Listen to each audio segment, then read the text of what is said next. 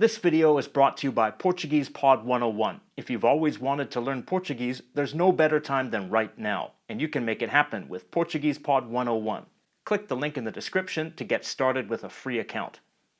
Hello everyone, welcome to the Langfocus channel, and my name is Paul. Today we're going to focus on the two major varieties of Portuguese: real Portuguese and fake Portuguese. Now speakers of both varieties love me because they're sure I just called the other one fake. While still being varieties of the same language, the Portuguese spoken in Brazil and the Portuguese spoken in Portugal are significantly different in terms of pronunciation, vocabulary, and grammar. Brazilians often say it's difficult to understand Portuguese people, and Portuguese people often say that Brazilians speak incorrect or broken Portuguese. Bem, para mim falar acerca da minha terra natal é assim um pouco um assunto, um bicho de sete cabeças, porque eu sou originário de uma região do norte de Portugal. No entanto, cresci na cidade de Aveiro, que pertence ao centro litoral, e a minha identidade está um pouco dividida entre os dois lugares. Brasília é a capital do Brasil. É uma cidade moderna inaugurada na década de 1960. Hoje é a terceira maior cidade do país, uma metrópole de mais de 3 milhões de habitantes. A população de Brasília veio de várias regiões, especialmente do Nordeste e do Sudeste, sendo, por esta razão, uma cidade multicultural. Brasília é a síntese do Brasil urbano. The samples you just heard were of the Brasiliense accent of Brasilia and the accent of Lisbon, Portugal. There's a lot of variation within each country as well, but these two accents are more or less representative of the main differences between European Portuguese and Brazilian Portuguese. Even if you don't know any Portuguese, you may have noticed that something was different about the way the two varieties were pronounced. European Portuguese is stress-timed, at least to a large extent. I talked about European Portuguese being a stress-timed language in my video explaining why Portuguese and Russian sound similar. In a stress-timed language, the length of time between stressed syllables remains relatively consistent. In order to fit into that relatively fixed interval between stressed syllables, unstressed syllables tend to become shorter. That results in lots of vowel reduction. In contrast, Brazilian Portuguese is syllable-timed. In syllable-timed languages, each syllable lasts for a more or less equal duration of time. Lots of vowels that are reduced or dropped in European Portuguese are generally pronounced more fully and clearly in Brazilian Portuguese. For example, this word, meaning excellent, in European Portuguese, Excelente. Excelente. and in Brazilian Portuguese, Excelente. Excelente. Excelente. Another major difference in pronunciation involves the L sound in either language.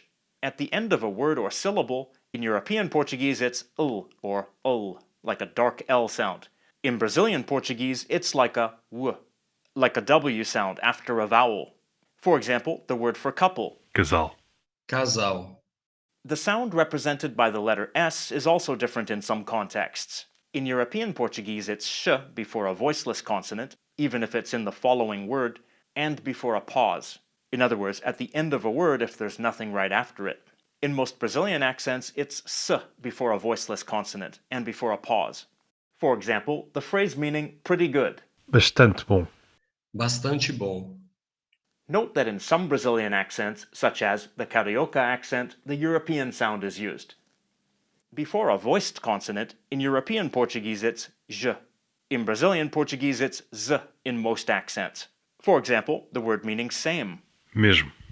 Mesmo. Note that between vowels it's z in both European and Brazilian accents. We saw this before in the word Casal. Casal. The R sound also differs between the two countries, depending on the context it appears in. There's plenty of variation of the R sound within each country too, but I'll try to give the general tendencies. When at the beginning of a word or doubled, in European Portuguese it's r, similar to a French or German R, while in Brazilian Portuguese it's ha, or ha. For example, Rico. Rico. At the end of a syllable, it's the same as above in Brazilian Portuguese. In European Portuguese, it's normally an alveolar tap, r. For example, Retornar. Retornar. Note that between vowels, or after a consonant but before a vowel, it's an alveolar tap in both varieties. Programa. programa, Another characteristic difference is the pronunciation of D followed by I. In Portugal, it's pronounced D, or the, usually when between vowels. In Brazilian Portuguese, it's G. For example, the word for day. dia, dia, There's a parallel difference in the pronunciation of T followed by I. In Portugal, it's T, though the vowel may be reduced in unstressed syllables. In Brazil, it's chi. For example, the word for ant. tia, tia, The Brazilian sounds j and ch result from palatalization. Palatalization also occurs in de and te, when they're unstressed with no accent mark, and when they're followed by a in the next syllable. That's because in those cases the letter e actually sounds like the letter I. For example, verdade, teatro, note that in some areas, such as the northeast of Brazil, this palatalization doesn't occur. The Portuguese varieties of Portugal and Brazil share the vast majority of their vocabulary, but just like British people and North American people use some different vocabulary, so do people from Portugal and Brazil. The words for train. In European Portuguese it's, comboio, but in Brazilian Portuguese it's, trem, which comes from the English word train. The words for bus. autocarro, ônibus, The words for catching a lift or hitching a ride. boleia, carona, The words for bathroom. In Portugal it's, casa de banho, which means house of bathing, but in Brazil it's. banheiro, Interestingly, in Portugal this word actually means lifeguard. The words for toilet. sanita, vaso sanitário, The words for fruit juice. sumo, suco, Breakfast. pequeno almoço, This means little lunch. café da manhã, This means morning coffee. Refrigerator. frigorífico, geladeira, In Brazilian Portuguese, frigorífico, is used with the meaning of meat processing plant. I imagine it was originally used to refer to a cold storage facility for meat. Let's look at a sentence for a second. There's milk and juice in the fridge. In Portugal, há leite e sumo no frigorífico, and in Brazil. há leite e suco na geladeira, In both varieties, word for word it's, there is milk and juice in the fridge. Aside from the different vocabulary, notice the different pronunciation of the word for milk. leite, leite, Again, we hear the difference in how TE is pronounced when unstressed. The words for cell phone. telemóvel, celular, The words for screen, meaning the screen of a TV or computer. In Portugal it's, écran, which comes from French écran. In Brazil it's. tela, This word also occurs in European Portuguese, but is used for other types of screens or canvases, not screens on electronic devices. The words for three-piece suit are different. fato, terno, The meaning of three-piece suit is unique to Brazilian Portuguese, but this word exists in Portuguese in general with the meaning of trio or set of three. There are quite a few words like that have different meanings in either country. Sometimes their primary meaning is different, and sometimes there's an additional meaning that doesn't exist in the other country. camisola, In Portugal, this means t-shirt or sweater. camisola, In Brazil, it means nightgown or nightdress. Some of these words can be a little dangerous. puto, In Portugal, this means boy. puto, In Brazil, one meaning is to be really angry, and another meaning is, well, a male prostitute. Similarly, rapariga, in Portugal, this means a young lady. rapariga, In Brazil, this means a female prostitute. For the meaning of a young lady in Brazilian Portuguese, the word menina, can be used.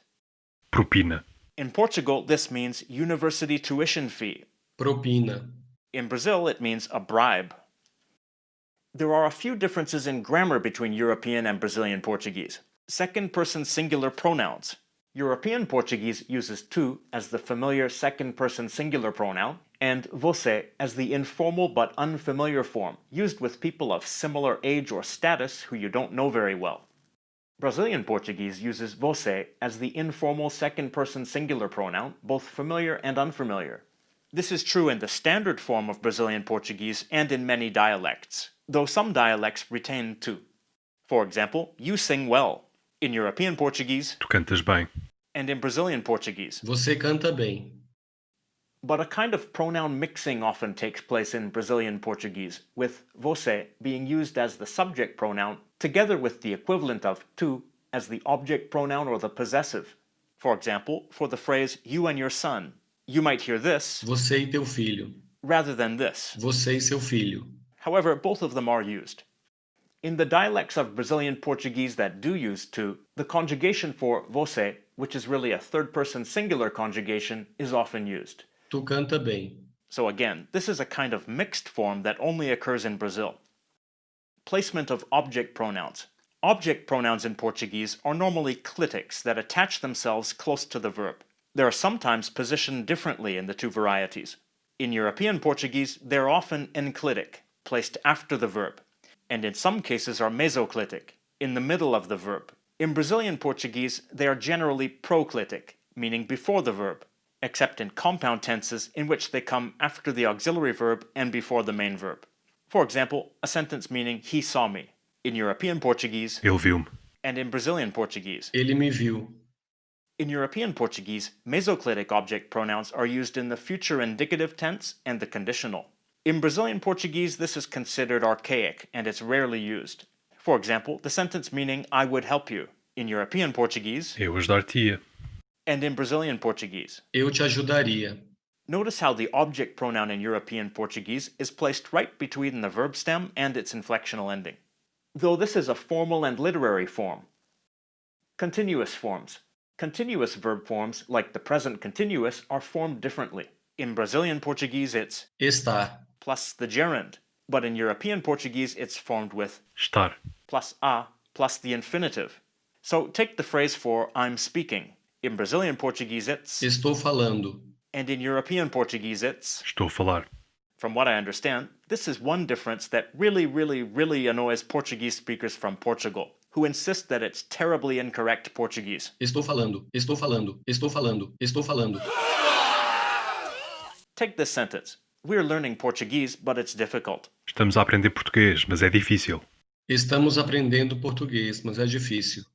First, you can see the difference in the present continuous tense that we talked about a moment ago. Estamos a aprender. Estamos aprendendo. Aside from that, these sentences are pretty much the same, except for their pronunciation. Estamos. Estamos. In this word, you can hear the difference in the S sounds, sh in European Portuguese and s in Brazilian Portuguese. You can also hear the vowel reduction in the European word, with the first vowel basically dropped. Estamos. And notice this word. Difícil. Difícil. In this word, you can hear the Brazilian G sound at the beginning, while in the European word it's D. You can also hear the Brazilian L as it's pronounced at the end of a word or syllable, like w. European Portuguese and Brazilian Portuguese are clearly varieties of the same language, and in terms of grammar and vocabulary, they are the same for the most part. But as you saw earlier, there are some differences that really stand out when you encounter them, especially words that have different meanings in either variety. But the biggest difference lies in the phonology of the two varieties, or their systems of pronunciation. That's probably the thing that often makes it difficult for speakers of one variety to understand the other. But that difference can be overcome by learning about what's different between the two varieties and gaining exposure to the other one. But that's just how it seems to me. What do I know? Let's ask native speakers of Portuguese. The question of the day. For native speakers of European and Brazilian Portuguese, how easy is it for you to understand and communicate with speakers of the other variety? And other people, what do you think of the differences between the two varieties? How major do they seem to you? I know some of the people watching this video already know Portuguese, and others wish they knew Portuguese better. But isn't it time to stop wishing and actually make it happen? And you can make it happen with Portuguese Pod 101. Portuguese Pod 101 is produced by Innovative Language, who have millions of members all over the world. They offer concise, easy-to-understand lessons that you can complete at home, in the car, or while waiting for your friend who always shows up late. Improve your listening and pronunciation with their main audio lessons, improve your vocabulary with their review tools and word lists, and learn all the basics of how the language works with their simplified grammar explanations. There's no better time than right now to start learning Portuguese, or whichever language you've always wanted to learn. Click the link in the description or visit langfocus.com/PortuguesePod to get started with a free account. I want to give a big shout out to all the Langfocus Patreon members, especially the top tier patrons whose names appear on the screen. Other benefits including seeing videos before everyone else, access to exclusive bonus videos, and a private Langfocus online community. Check out patreon.com/Langfocus to see how you can become a patron. And to everyone, thank you for watching and have a nice day.